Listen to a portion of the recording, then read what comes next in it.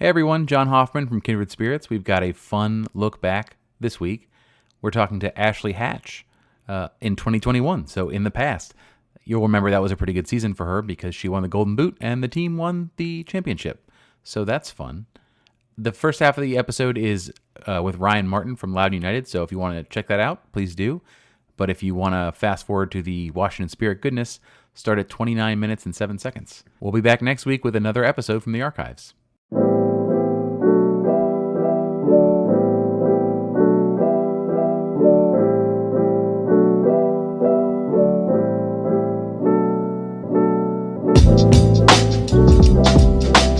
Welcome back in, ladies and gentlemen, boys and girls, RFQ Refugees podcast. We have a very, very special guest on the line, a now three-time guest on the show, Ryan Martin, coach of Loudoun United. Ryan, how are you doing, my friend? How are you hanging in there? Yeah, well, do I get like a plaque on a wall somewhere or something for being a three-time guest, or is there like an award? You were talking to Felipe. He's a two-timer as of last week, and I think I mentioned a gold jacket or a green jacket. And then he asked me, how are you sending me a jacket? You don't know where I live yet. So apparently I'm going to have to actually, whatever I say, I'm going to have to stick up. So I'll think about that. I'll get back to you. Yeah. No, appreciate you guys having me on. But no, I'm good. I'm excited. You know, one is the weather obviously turning for the better today, but Yes. no, just excited to get going. You know, it's been an unusual and a long off season. And the season couldn't get here, soon enough. And, we officially start, we basically have been going through the isolation protocols, and we start officially on Thursday. So we're excited, and I'm excited. It's just been too long. How many players are you going to have in camp when you break? So we'll end up, when we start up, we'll have 23 players in camp. Much like the first team taking some of our guys, we brought up some guys from the academy to give them an opportunity and to see where they are really, and to see if they can contribute this year, and give them like a little bit of a taste and go from there. But yeah, 23 guys as we head into camp this week. Ted, I'm gonna ask the question that everyone has been asking us to ask, and I don't. And Ryan, you may not know the answer to this yet, so totally fine to say I don't know. Everyone has been asking, has there been definitive protocols from MLS or USL about interseason loans between the clubs? Has that been sorted out yet? It was fun. It was Stuart Mares and I, our technical director, did a press conference yesterday and got the same question, obviously. But it's nothing has been officially given to us by either league as of right now. We are right now under the assumption it will be quite similar to last year, at least in the beginning, and then things can always change from there. But we're going under the impression that it's the same, and if things change, then great, and if not, then we'll go accordingly. But hopefully, one is neither one's gotten a schedule yet. Two is these protocols. So I think there's a lot of work to be done, and hopefully we get some news soon. I would say so. The roster looks a little bit older than it was last year. I don't know the full numbers of everything as there's still some names out there. I think still as pending, according to the news anyway. Does it change the mission of the franchise a little bit? You already talked about bringing up some academy youngsters, but also I think I said it on the show last night. The levels are appearing to go up a little bit. The people you're signing are either a higher USL pedigree, or they're playing and they're scoring on an internet, or maybe again this is the yet to be determined players, but they're playing and they're scoring for their national teams, the under 20 level, under 23 level. Was this a conscious decision to make the team more competitive right now in the 2021 season while still balancing that original mission, or was it also, this is a long question, but is it also about the fact that you don't know that you're going to have access to those players again this year, and you're going to assume that you're not, so you've got to build maybe a little bit more resiliency into your attack? To be honest, a little bit of both. In a lot of ways, I think one is last year when we went into the season, we expected to have 4, 5, 6 guys per game really for coming down. And, we missed out on that opportunity. Those guys missed on some things where, could have helped their growth. And it is what it is. So when we went into this year here, Stuart Mares, myself, Dave Casper, our mission was, okay, worst case scenario is we don't get anybody from DC United. Let's have a team that's strong enough to compete, but also a team that can have high standards, hold our culture for young guys that are coming through. And then the final piece, which is something that, Stuart, Dave, myself have really been, Jason, from the top down has been really looking to use our international spots for some interesting, talented young players that we think can make it into the first team. And, that's where like we brought Kyrou back this year because he had a short window with us just because of COVID and couldn't get his visa. And then he took 16 buses and a boat to get across here. But we saw enough potential in him that we want to give him a full year in 32 games and have Hernan take a look at him. The left back that we have coming in, Samaki Gasu, I'm very excited about him because I actually went and saw him play live last November 2019. And I've been, working with Dave Stu to get him over. So he's one that I see as he's 22, but he's still a very talented, athletic left back, which fits the profile of what Hernan's looking for. Then you look at Dar Luis Paz, with his pedigree and what he could become. You start looking, Nanan Hasu is another one that's a box-to-box Ivory Coast Youth International. And on my trip, I was able to make some pretty good relationships there. And, if one of them makes it, great. If two of them makes it, it's a home run. It's kind of the direction we're looking to go with this. You got to work out like an employee referral bonus package. If you take those international signings that go up to the first team, there should be you get like a free gift card to a steak or something. Help us out. Like, I feel like the MLS roster rules are hard enough for me to remember. How many international spots do a USL Championship team get per roster? You're given 7. 7? Okay, so a lot. All right, so that's you're given quite a few, and then you can buy, sell, trade. Last year I think we used 3 all in all. The year before that we used 3 or 4. So this is really the first year we're making a big push. And we've used up to now I think 5 international spots, and then we're keeping some open for, you never know. And then the first team carries internationals, so you never know there either. But, we aggressively went after these 5 guys that we quite like. And, my mission is to hopefully get them to Hernan. I won't press that question. I think there's a little hint in there. There's been a little bit of math of DC United fans trying to count international roster spots and number of non-green card holders. We'll leave that there. We'll let that percolate. Ted, go ahead and your turn. Ryan, I gotta admit, man, I'm a little bit angry at you because you used your charm to lure one of my favorite players away from Richmond in Akwe, and I am upset that he will no longer be in Richmond. Just kidding. I'm really happy for him. Solid. I have thoughts on Akwe. He was a solid piece here in Richmond. What did you see in him, and what do you think he can bring to the squad this year? Yeah, so, obviously when we looked at Akwe, it was, knowing that Hernan's coming in and wants to press and have a higher line. And that's something, to be fair, I wanted to do as well. So we were looking for someone that could help us cover space in behind, really. And a younger, he's 25, so still on the younger side, that can grow and become something and have a chance to really make the first team, and that's our vision for him and our hope. When I talked with Darren, as Swatsky, as we're going through the process, he's been, an incredible resource for guys, we should take a look at for him. And, I'm excited because, we'll play him twice in preseason. So it's another look and opportunity with his guys. But, he was just high on the kid. He goes, he's got potential. He's got to keep learning, keep growing and keep grinding through it. But yeah, I'm excited to get him up here. I think he's going to add quality athleticism right to our back line right away. I'll allow it, but if you touch Terazagi, then we have beef. Let me just say that right here. Yeah, we're gonna need Hernan and Nicholas and the Argentinians to get the Richmond Argentinians out. So. You stay away. Do not. They're gonna bring a tray of mate down there, and they're gonna steal your girl. That's what's gonna happen. They're gonna have steak and mate, and it's over. Talk about establishing a relationship with a new coaching staff. I think a lot was made. I don't know if it was media or whatever. There was a lot that was made all right, well, we've got a plan from the top down. Ben and Ryan working in lockstep. They're talking about style of play, formations, and making sure that players, as they move up, are ready and accustomed to make that jump. Now you got a new coach to get to know, a new assistant coach to get to know.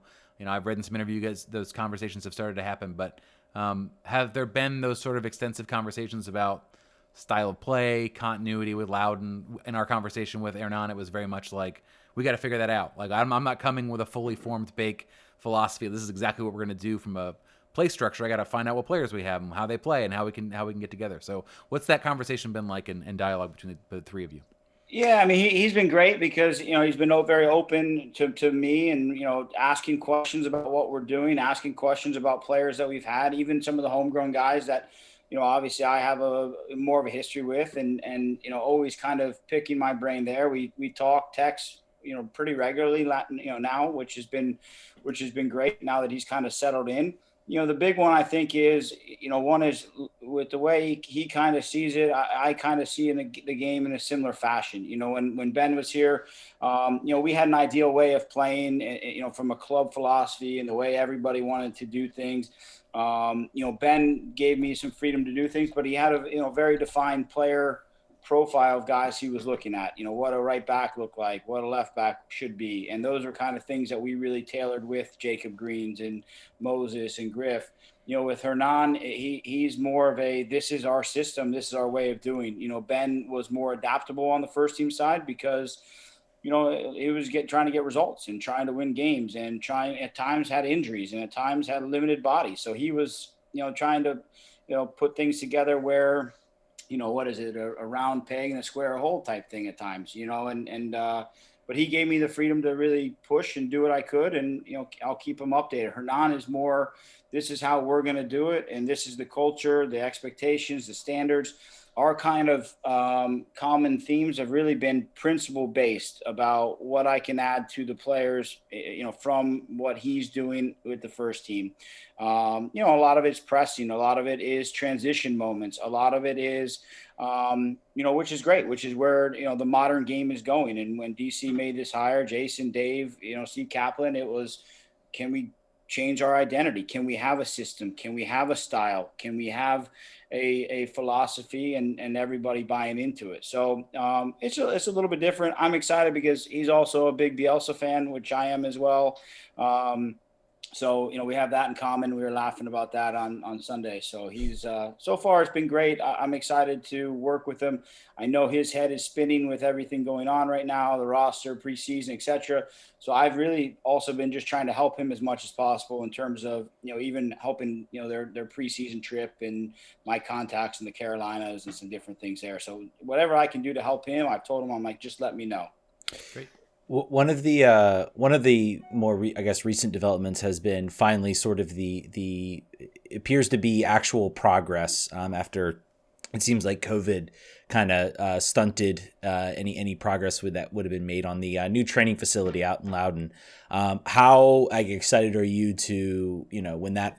I think it's planning to open this summer from what I understand, but how excited are you to sort of have a central location with the, first team with Hernan and the players and seeing the academy kids? I mean, how big of a thing is that sort of to have a central place, I guess, where everybody can train, work out, you don't have to be scattered. I mean, how important is that going to be? Yeah, well, I told Hernan the other day. I go, it's lonely out there since we're still in DC and we're in Leesburg. But no, for us, it's going to change everything in terms of the relationship. In terms of we're 1,000 yards away from each other. In turn, if we train at Segra, they train there. It's like we're right down the street. So if he needs players, wants to send me players, the locker room's there, the fitness facilities there, it will change everything.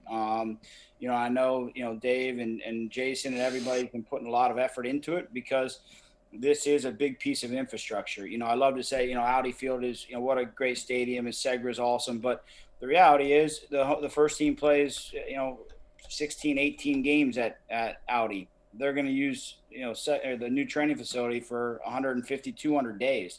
So that's where time's invested. And that's where I'm just excited to have it out there.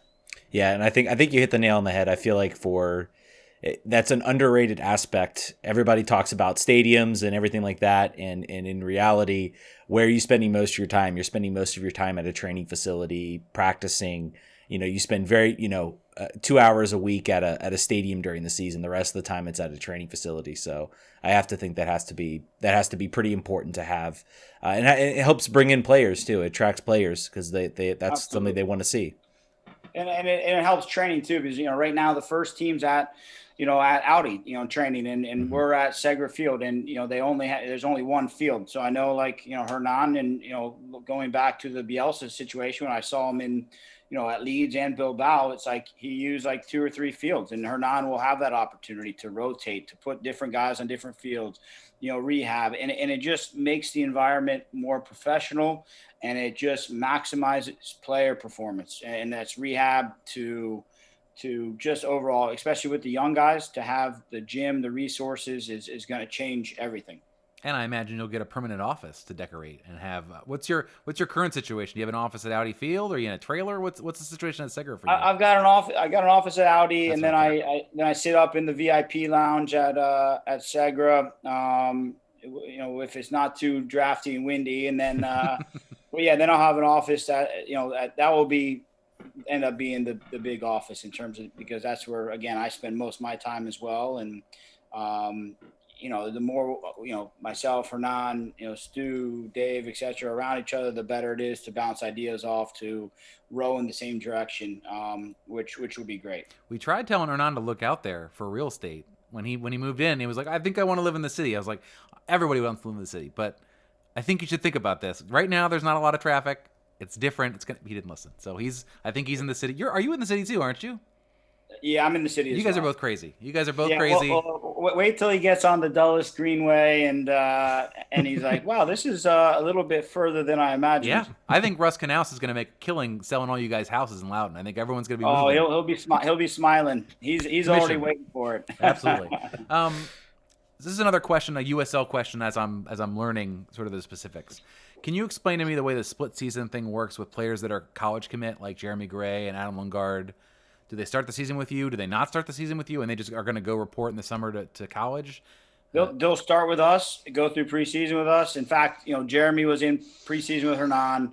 Adam Lundgaard was with the first team as well. So, from now until June, when they head off to school, we're still going to push, because you never know when the next, Ian Harks or someone from college comes out. That's your own guy. That's, so it's taking care of one of your own. And, if you get Adam Lundgaard, who's going to Clemson in 3 years, he's a top center back because of his growth there, then perfect. So, so they'll be with us until about June, July. Depends on when some summer school starts, some summer training starts as well. I hadn't thought about it until now, that college becomes almost an extension of the pyramid for the MLS team. So they develop them, they put them through their academy.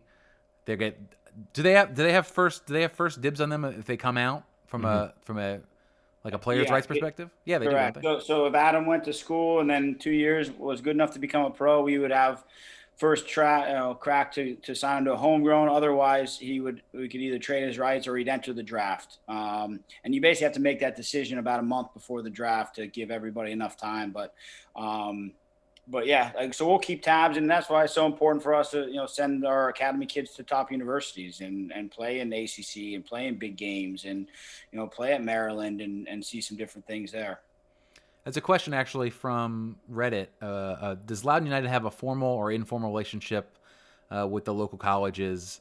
He said that pushing the Loudoun DC United brand to college kids might be helpful for player development. I feel like that at that point we're already pretty well known, but I think to tag onto your question, or to tag on your response to the last question, how much time are you dedicating watching those players? Obviously you're pretty busy, but who's keeping tabs on those players? Who in the whole organization is looking at those players that are in college on a week out basis? Like, it's good, looking good. This is maybe something we're going to want to offer maybe a year early even. We're going to talk to them. Who does that?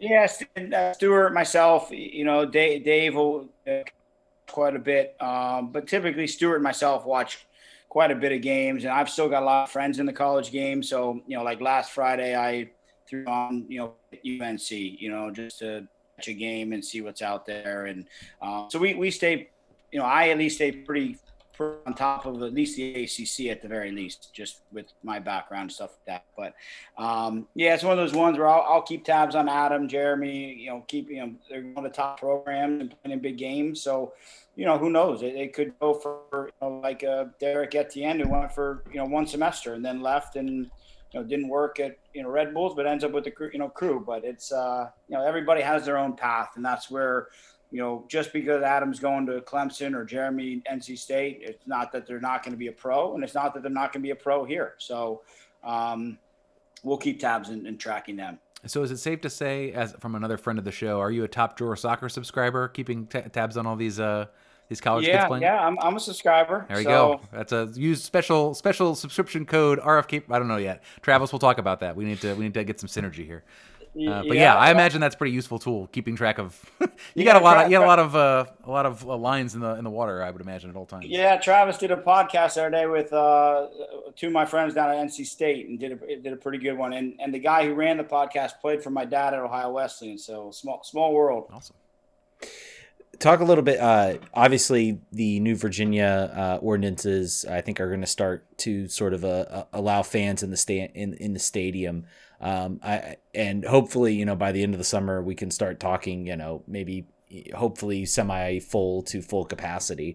How important do you think it's going to be to sort of actually have fans watching the games? Does it add to the atmosphere? Does it change how you sort of the emotions that go into the game, or do we overrate it a little bit too much? No, I think fans are a massive part of the game, and whether it's 500 people or it's 25,000 people, it's it's in a lot of ways at the professional level, it's what makes it. It's like you watch games on TV, and they're still good games, but they're not the same without the atmosphere, the fans, the crowd, the passion, the supporters of their own clubs, and so I can't wait till, like I said, if it's 50 people, 100 people, whatever, we'll welcome back, and obviously make sure safety is a priority. But yeah, we miss fans, and I think everybody in the world of soccer is dying for fans to come back. I think Liverpool's missing the Kop end very much so right now with how they've been playing. I think Klopp is trying to find a way to get some of them in. Yeah. Thank you to Fulham for winning me $15 beating Liverpool. I have to bring that up again to Ted just to rub it in a little bit. There's a rumor that you were the welcome wagon for Nigel Roberto, or you were supposed to be. I won't ask you to confirm or deny this report. I think it was a golf thing. How much of your role has been scouting? And I thought that one was particularly interesting, if true, because does your presence have by necessity mean that the player is being considered as more of a tweener, as more of a maybe playing between both rosters? No, not at all. It's more, I've been here since 2017, so I've been here quite a bit. So I've done quite a bit of scouting for Stuart, Dave. Obviously, being a smaller organization in terms of the number of people in those roles, it's you're always wearing multiple hats. But yeah, for me, I went out to the college combine to scout there. I've been doing some scouting on for whatever they need, just to get more eyes on people. And I think the more eyes you have on these guys, the more discussions can happen. And then it becomes, all right, Hernan, does it fit into your profile? What are they like as people? So just because, I might see someone, might not see someone, that has nothing to do with where they might be. Would it help me and then someone else comes down and helps Loudoun? Yeah, for sure. But at the end of the day, it's, can we find the best players for DC United, and if they're not ready for DC United, can we help those players get games, confidence, minutes, develop, grow, so they can get back in? That's a good answer. Fair way to put that. This is a nerdy question, but I remember in the inaugural season at Segura, the turf had just been installed, and I think there was some talk about the way the ball was moving on it, and the turf needed to settle. And now academy games are being played on it every weekend. I think Loudoun SC plays there too. Have you guys had an opportunity to work out there? Is it as good as it's going to get now? Is it a good field to play on from that perspective? Yeah, it's a good field. It's broken in to the point where it's good and the ball rolls well. My hope is the water is being finalized and installed as we speak, and should be ready for the first game, so we can water the field hopefully before game. Oh, it didn't have it before. Was that the case? Yeah. Construction was it was supposed to be done last year, and then construction was a hold up, and then basically they had to drill it. They couldn't do it during the season. And then this year they're pushing right now to get it done by, knock on wood, May 1st is what I'm hearing. Good. That makes a big difference particularly on a summer day. Massive difference. Yeah, that'll be great for the players. That'll be good for that's good. That's good for the quality of the game. So hopefully the ball can roll a little bit faster, and I think that would just be a big addition.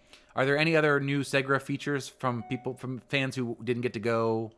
I guess last year there were a couple home games, but obviously attendance was capped. They're going to have the bathrooms installed, I believe, this year. Like, so full, no more porta john, parks. The concession stands will be up and running. The locker rooms will be finished with showers and running water. So they're making some pretty big progress. And then I think at some point the press box will be up. As we get into the season, they're talking about a new scoreboard. So there's been some pretty good. Some pretty good movement with things, and I think it's good that now, obviously with DC United out there, it's just everybody's kind of in the same area, so it's not like we're out by ourselves. Dave, everybody sees what's going on, and it's going to be a very fun park to play in. A very once it gets all up and running this by May, we'll be in a really good place, I think. Yeah, I'm trying to get out there for Spirit games. I'm going to try to get there for Loudoun games this year.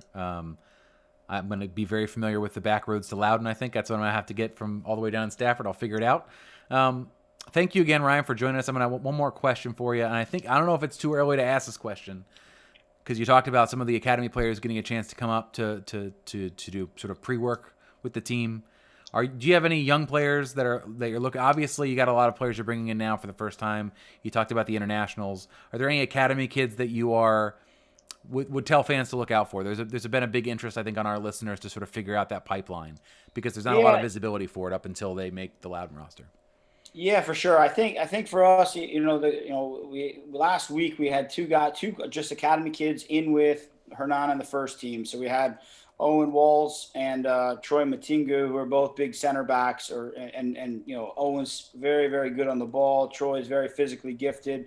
And I think those are two guys that are going to jump in right with me. Owen's still with the first team training, but other than that, Troy will jump back into me. Mateus Johannes is another 6, kind of in the mold of Jeremy Garay, who's going to be with me basically full time. And then there's like an attacking, he's a winger, a 10, Bucci, who plays with the U17 team. That's shown really well in trainings when I've had him. I started doing Monday trainings with the top academy kids just to get a look before heading into this week. So that will be the group that joins us immediately. And then, we'll kind of see how they progress, see how they do with things. Another kid that aged out of our academy, but is still of academy age, is Justin Rainey, who is an 03 and a talented kid and jumped into the roster late last year, but I'm hoping he's going to make a push this year to get some minutes as either a right back or right winger. He was always in that group with Moses and Griff and those guys, and an interesting piece as well. So those are the kind of the big ones that I would take a look at. I think those guys can hopefully break their way in. I'm extremely upset that there are players born my high school graduation year that are old enough to play for, and I'm it's only going to get worse. But that's it's crazy when I start seeing the 04s, 05s, 06. I'm like, wow, this is where did time go? It's not great. It's not great at all. No. Yeah, I'm seeing the. I just turned 30, and then I ref soccer for a living, and so they had the. I think it was like the Jefferson Cup in Richmond, and they had the 2006 to 2011 was the young age group, and I'm just like, oh man, no, I'm not ready for this. I'm not ready for this. That's too young. So Ryan, thank you so much for joining us on the show. Always a pleasure to have you on, and we're looking forward to the start of the season. No, thanks for having me on and you guys' support, and just let me know when to pick up the plaque for the third time. It's coming. We will let you know. We will get your address after the show, sir. We'll make it happen. At least a sticker or something. Yeah. Thanks, guys. Thank you. All right. Thank you again to Ryan Martin for joining the show. Stick around, guys. We're going to have a special interview with Ashley Hatch, where we're going to talk from the Washington Spirit. So you're definitely going to want to stick around for that. John will be doing that. I have to disappear into the void, the big void. I will stay. Ted will go. All right. Hey, folks. Before we get back into the show, just wanted to give a quick plug for our Patreon page. That's patreon.com/RFKrefugees. If you are enjoy the show and want to help us out, you can go to the website and donate. Not only do you get the satisfaction of helping out grow the show and make it better, you also get access to your own private feed for the podcast, even your own private RSS feed that you can then hook up to your podcasting app. That means you'll get first access to the interviews like this one we're doing right now and other shows as well. So please go to this website, patreon.com/RFKrefugees, and donate today. All right, welcome back to RFK Refugees. Just John. Ted has gone somewhere else. I think maybe he's refereeing a game or something. I don't know. He just goes away sometimes. I want to welcome Ashley Hatch of Washington Spirit, who is joining us here on the pod. Ashley, thanks for joining us. Yeah, thanks for having me. So we just talked to Andy last week, and I think that the most reasonable question to ask after a 2020 season that was insane and weird and exciting in some spots, but also just crazy. Talk about your experiences in the Challenge Cup and the fall series. I know that you guys were down there in Florida before everything kicked off. You had sort of things were gonna felt like normal, and then all of a sudden they weren't at all. So run us through your 2020. It's very eventful. Yeah, 2020 was crazy. It's kind of funny to be back here in Florida and think that it was a year ago that we had one training session in Florida and then we got kind of shut down. So it's exciting to be here and actually be able to like train and actually have a proper preseason. But yeah, 2020 was crazy. There was a lot of unknowns and we all had to be super flexible and just kind of grind it out where we could. Once we all got the news of the Challenge Cup, we were super excited to actually have games in sight because for a while we were kind of training and prepping for the unknown, which is really hard. But I think, at the Spirit, and I'm sure all the other teams in the league did such a good job of staying focused for whatever was coming up next. But yeah, then we had the Challenge Cup, which was super unique. And it was really cool to be one of the first sports teams back and to kind of like pave the way for other teams to come back during the pandemic. And yeah, the NWSL did a great job of hosting a tournament. It definitely wasn't easy, but it was definitely worth it because we got to play together on the field, and playing without fans is definitely weird. But now I feel like we're kind of used to it. So I think it'll be fun once we start getting fans in again. I think we'll have to get used to that again, but I think it'll be really exciting. Yeah, Andy brought up her thoughts on the Challenge Cup. She immediately, I think, regretted being sort of brutally honest about the Challenge Cup. Sort of just like what we were talking about, though. So like the last year was unique. Was a unique circumstance. Like it had to be something kind of weird. It had to be in a bubble. It had to be all on one site. It came off extremely well from a TV perspective. From a performance on I think I told her like the first couple games looked a little rough because obviously it was basically preseason. But then by the times, but late in the group stage and in the knockout stage, it was like prime regular NWSL soccer. So, I think it'll be hard to recapture that. You're not in the same site anymore. All the games aren't being played in Rio Tinto. You don't have there won't be a slide in the I want to be behind one of the corner flags, or maybe there will. I don't know if they're gonna. Maybe they'll put them there in the two spots. But what are your expectations for this year? Like, this is a different experience. There's going to be, I think a little bit more how it'll go, and then that you got a full season behind this instead of just who knows when we'll play again. Maybe we'll play in the fall, maybe we won't. You'll know you got a full season after this.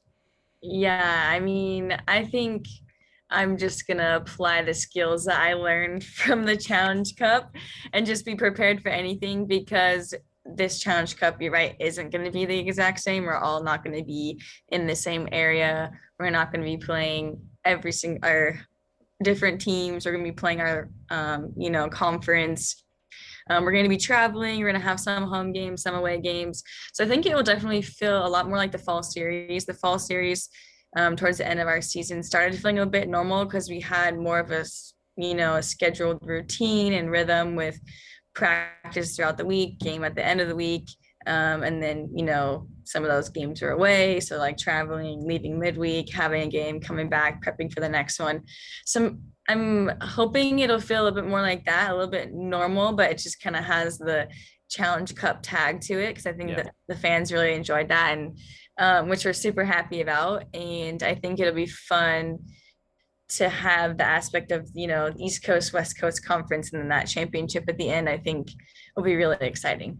Yeah, and I think too, you're starting before the other U.S. leagues, so that you've got the same sort of advantage that you did last time. You guys were the only sports game in town for that entire month, for most of that month, and it was awesome. I think it was cool to have the spotlight on you guys in that way, and then also, I'm sure I don't have to tell you this. It was very annoying in the after effects for them to be like, "Yeah, the NBA did a great job. They were the first ones to do a bubble, and no one else did it, and that's great for the NBA." So those who know that was not the case, and you guys went to it first. It seemed like Richie, in his interviews sort of at the beginning of this, was seeing the Challenge Cup as sort of an extension of preseason. Like, he's like, we're not gonna run the same lineup every game. We've got to get people sort of set. We got to look at these young players and see how they fit in our system, etc. Is that sort of the vibe you get from in the preseason, that's going to be? It's a slower build up. It's not a build up to game one of the Challenge Cup. It's a build up to the season and into the the trophy at the end of it. Yeah, you definitely have to have like a long-term plan, because we have such a long season and this weird and a long preseason. You have a really long preseason too. Definitely, yeah. So I think you definitely have to have a long-term plan, but I know Richie wants to win the Challenge Cup. He might not say it, but I know he does. But I think we can do both. I think we can still, explore different players, different formations, or whatever it is, integrate those players, with veterans, and still put on a good performance and compete for the Challenge Cup. Because I know I'm going out there to win, and I know everyone else on the team is going to as well, but I think we're going to definitely, work out a lot of kinks along the way. And I think that's going to be the same for a lot of the NWSL teams, just like the Challenge Cup was. A lot of them haven't. The only fulfilled experience they had was playing against themselves. And I know for us, we got tired of scrimmaging ourselves, and we were just really ready to scrimmage someone else. So yeah, I can understand. Speaking of that, so I assume congrats on your hat trick on your first game in however many long.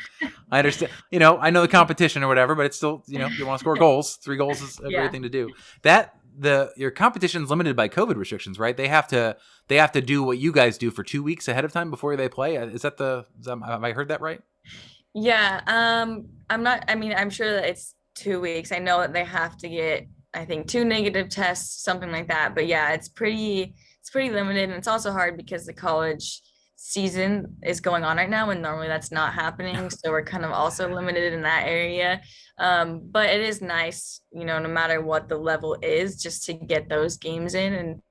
And Palm Beach Atlantic, they were a D2 team, but they were still decent enough for us to get out there and get a feel of a real game. We were able to put our kit on, and it had a fun feel to it, and it was just exciting. And I think, especially for our rookies, I think it's a good game to get them integrated and not so much pressure. Yeah. For a goal scorer, right? You just need to see the ball go in the back of the net. Yeah. It doesn't matter. It doesn't really matter who it's against, as long as it's not against your own team and it's against another team. It's good Exactly. stuff. Speaking of, you talked about the veterans coming into the season. This is your 4th season. This will be your 4th season with the Spear. Is that correct? Or 3rd or 4th? 4th, I think, 4th. Right? Yeah. Yeah. Mm-hmm. How do you feel your role in the team evolving? There's been so much change. There's been a lot of turnover. I think I don't want to speculate. Obviously, Tori is the OG, but it's been a real big roster turnover. How do you feel like it's? Do you feel different in the locker room? Do you feel like you have a different role to fill for the young players and the other? You're still a young player, but you know what I'm saying. Yeah. Yeah, definitely. That's a good question. I think my role has definitely evolved to being more of that veteran leader, especially for the young players coming in, and just helping them in whatever way I can, whether that's talking to them before, after training, during training.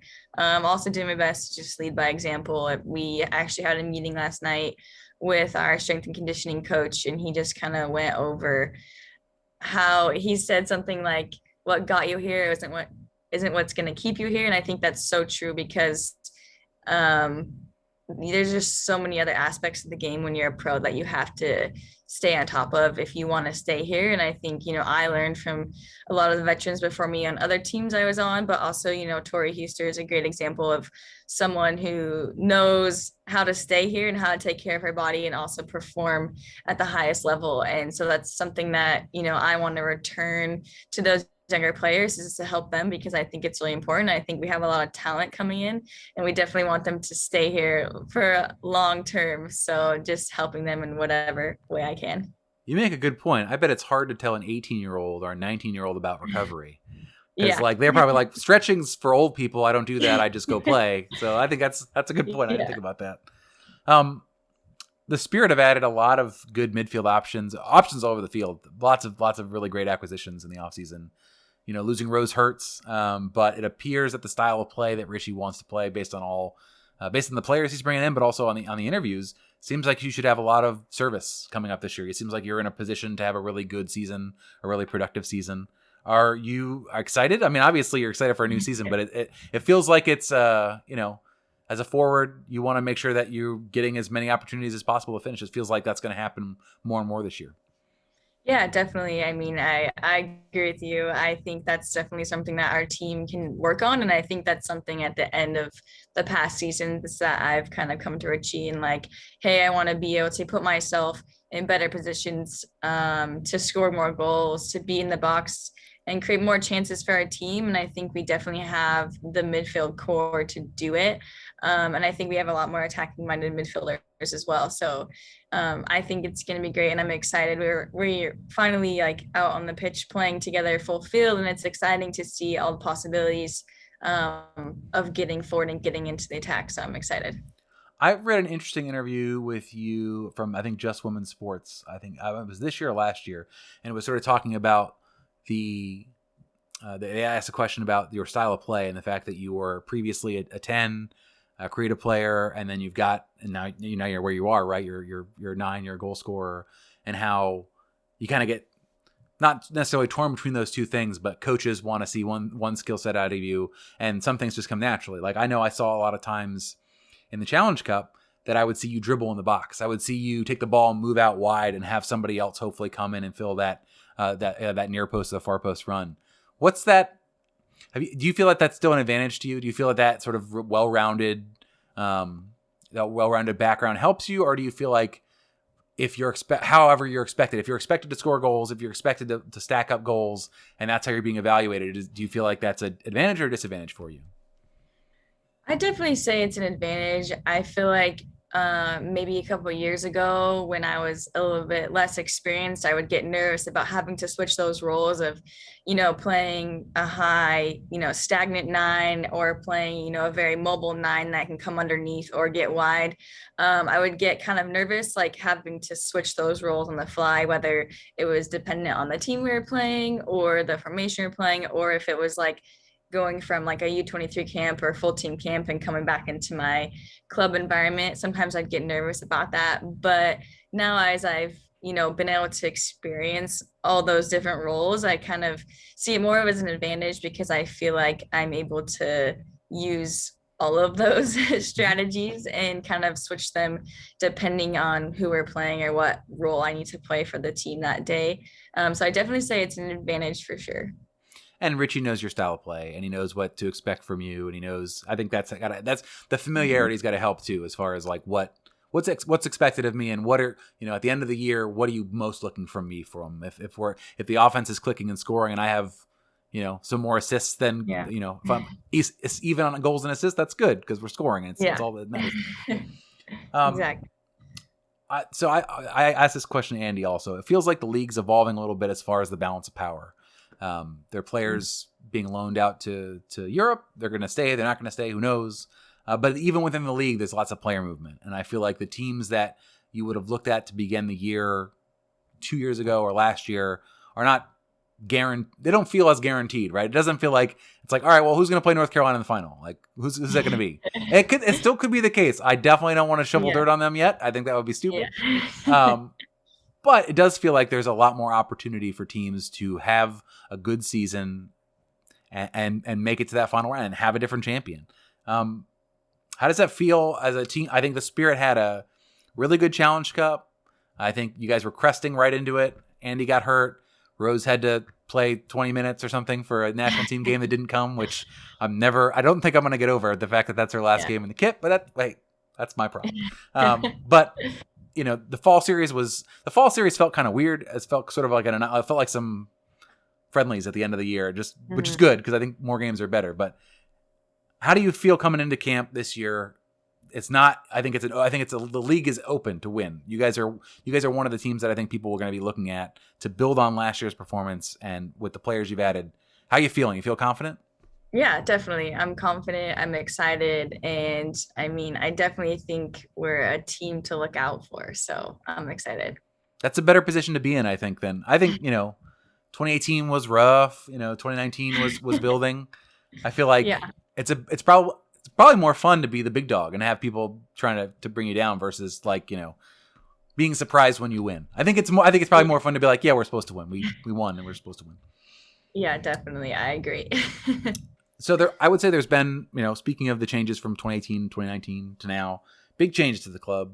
Ownership, obviously, from investment, sponsorship, and now I think the approximate number is 350 ownership group for the Spirit, something like that. 7,000 people. How is that being felt as a player inside the club? Like, what is that on a day-to-day basis from the first year you got here to now? What's the change?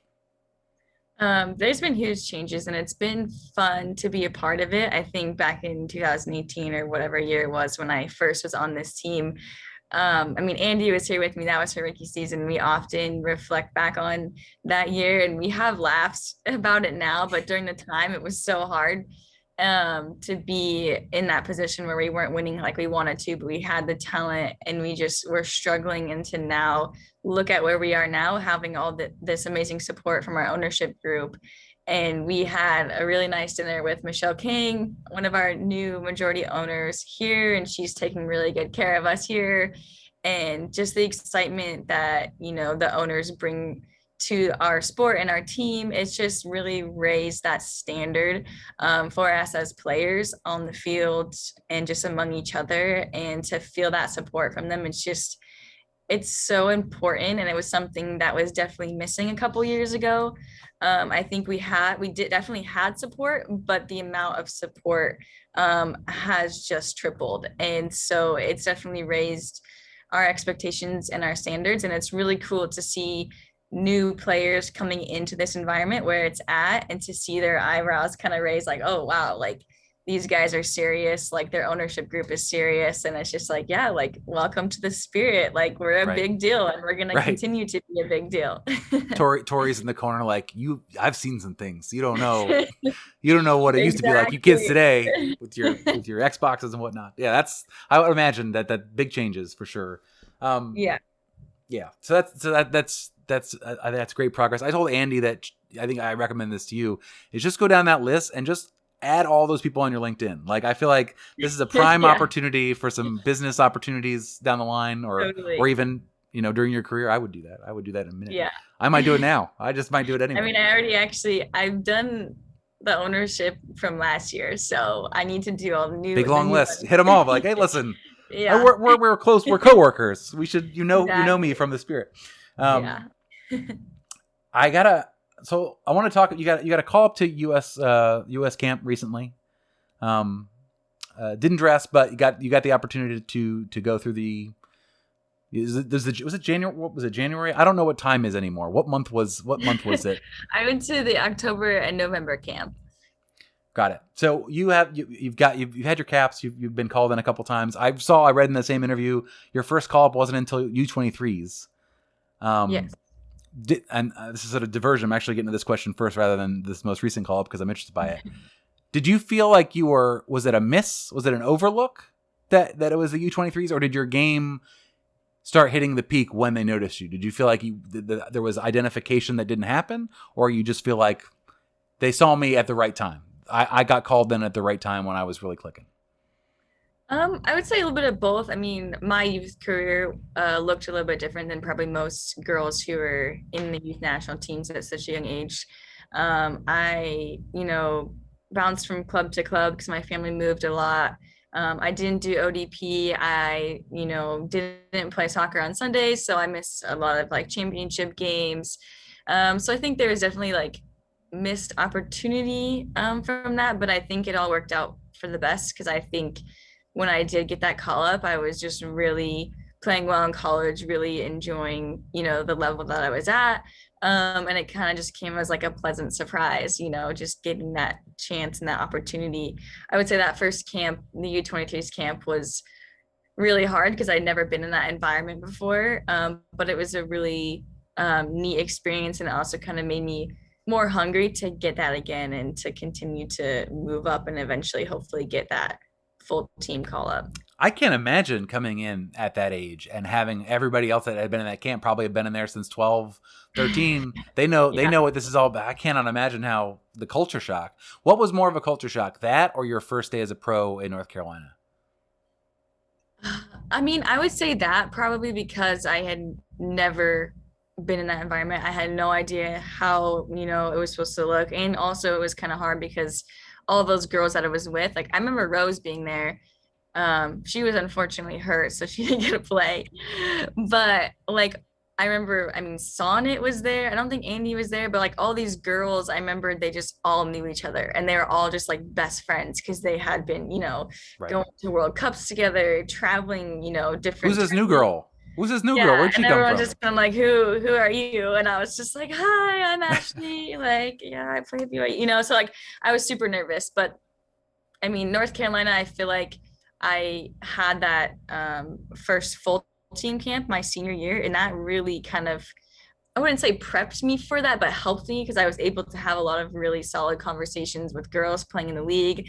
I took advantage of that opportunity and asked them anything and everything about playing in the NWSL, like all the ups, all the downs, the positives, negatives, like blah, blah, blah, blah, like all the rules. Some people don't even know the rules. Like, I don't even know all the rules yet either. But so I feel like I had a little bit, better information going into that first day of preseason in North Carolina.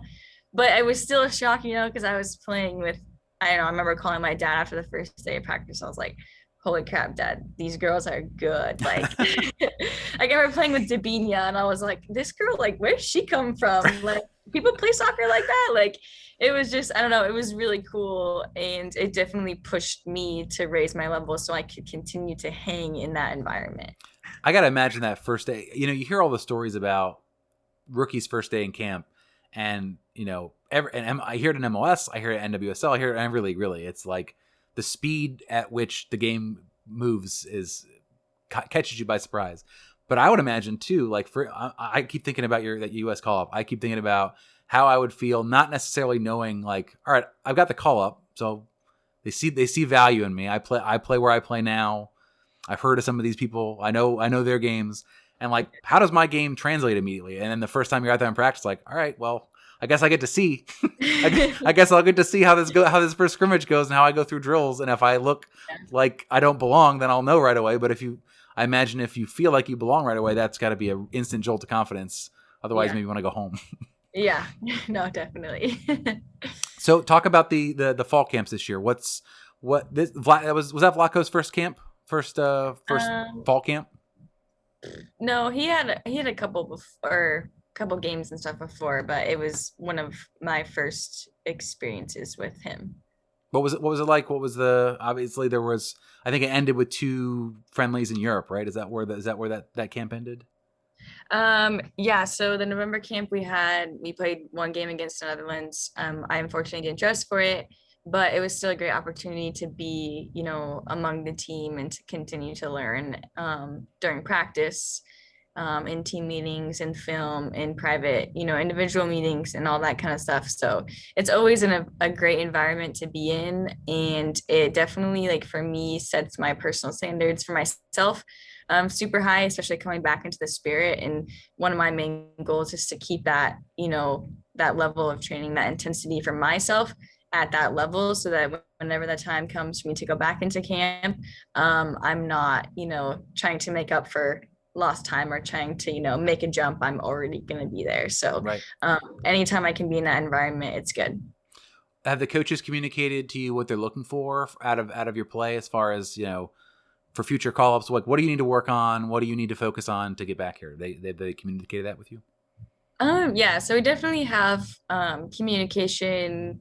We all kind of have, I guess, like a contact through the coaching staff that we can talk to on, our terms if we have any questions or if we need help with anything. I think that's the hardest part. I feel like they never give you like specifics of like, you need to work on this and you're going to make it. I think the hardest part is because since we are at such a high level, everyone is so good. And so just continuing to be good at those things, for me as a forward, scoring goals definitely helps my case.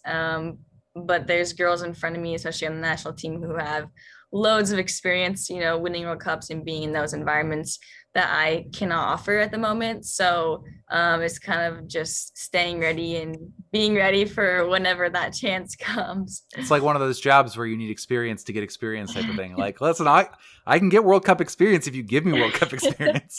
I could do it then. All right, so we're sort of wrapping up here, but we're getting into playing games in front of people again. Not a lot of people, but I saw the email go out this week. Segra Field's going to host some people, and then Audi hopefully later on in the year maybe. Mm-hmm. I gotta assume you guys are tired of playing in front of empty stands. I gotta imagine that's got to be pretty exciting, particularly on the back of the fact that like right before this happened, like we're gonna have half our games at Audi Field and half our games at Segra will be at the Plex some. And then they're like, whoop, nope, no fans. We're not going to have any fans at all. No fans. And now you're getting back to it. I got to imagine you guys are pretty pumped. Oh, yeah. We're super excited. I know all of our family members are like itching to come see us. And I mean, I feel bad. My poor husband hasn't seen me play a game in real life in over a year. The one game that we had, some fans, I think like maybe every person had one family member. I wasn't able to play because I was injured. So I know I'm super excited for that opportunity whenever, once it happens to have fans in the stands, because I think it always brings an energy. I think every athlete can tell you that it's super fun being able to play in front of fans and to feel their energy and excitement. So excited is almost the understatement. I bet. It's probably a special skill to get yourself up for a game in an empty stadium. Like I feel like you know the stakes, right? Like you're being paid. It's a real game. Like you got the jersey on. You're in front. You're on TV, but you've been playing in front of people now for quite a while. Like through college, you've been a professional now for a while. Like what was the mindset adjustment for you to get there? And were there conversations about that? Were there sort of like the team was sort of trying to help pump each other up, or did everyone just say, this is what's expected, let's go out there and we got to do our thing? I'd say a little bit of both. I mean, I think it was definitely a conversation, within our locker room and among each other that like, it's going to be hard, especially, when you get into overtime or the last 5 minutes of game or important game, that we're going to have to be there for each other. I think for me personally, also something that I had to work on is without fans, you can literally hear everything. So, and you can also, your own thoughts are just like louder, and so when it's on the turf and you're tired and it's hot, it's like, what are you saying to yourself in that moment? Because whatever you're saying to yourself is really loud because you don't have that fan noise to kind of drown it out. So I definitely think that was a skill that you either had it or you didn't, or you're working on it. And so I think it was pretty obvious at times, like which players had that, which players didn't. And if players didn't have it, were we able to kind of pull them up and say, hey, it's okay. Like, we can do this and help each other out. So it was definitely. Where did you place yourself in that? Where did you place yourself in that sort of pantheon? You feel like you had it? I feel like I did. I mean, that was one of my, like, I had a really good off season before, the shutdown. I hired a sports psych and I was already kind of practicing these things and working through these things. And so, I mean, it was something I was continually working on, but I knew how to work on it. And I knew, I had this skill set to, create that mindset when I needed it. So I definitely feel like I had it, and it was something that really helped me get through the Challenge Cup with everything going on and without the fans and, the altitude, the heat, the turf. Like you can make so many excuses, I think, during that Challenge Cup. But just being able to dismiss those excuses and focus on other things, I think was really important. And if your own thoughts were loud, I imagine hearing Richie in an empty stadium was maybe even louder, maybe drowning out your own thoughts possibly. Definitely. So thank you so much for joining us. You guys I think the Spirit are playing IMG Academy this weekend. I expect another hat trick or 4. We'll see. Good luck on the upcoming season. I think you guys are set up to do great things. Good luck in the Challenge Cup, and then good luck on the regular season. We'll be right back after this break. Thank you. Quick pause in the action means I get to remind you to make sure that you're following us on all of the platforms. We do live video on Instagram before, during, and after games this season. We have a live show every Monday at 8:30 that's on YouTube, Twitch, Twitter, and Instagram. We have a Discord channel for all you Gen Z listeners, and the links for all these things are on our website at rfkrefugees.com. And if you're listening to this show and haven't subscribed yet, just head over to rfkrefugees.com/subscribe, and you're one click away from hearing us twice a week forever, or until you unsubscribe. But no one ever quits on RFK Refugees. They just don't. Anyway, thanks, and keep enjoying the show. Thank you so much to Ryan Martin and Ashley Hatch for joining the show this week. We will be back on Monday with our regular live show. We hope you enjoyed this, and thanks again. Vamos.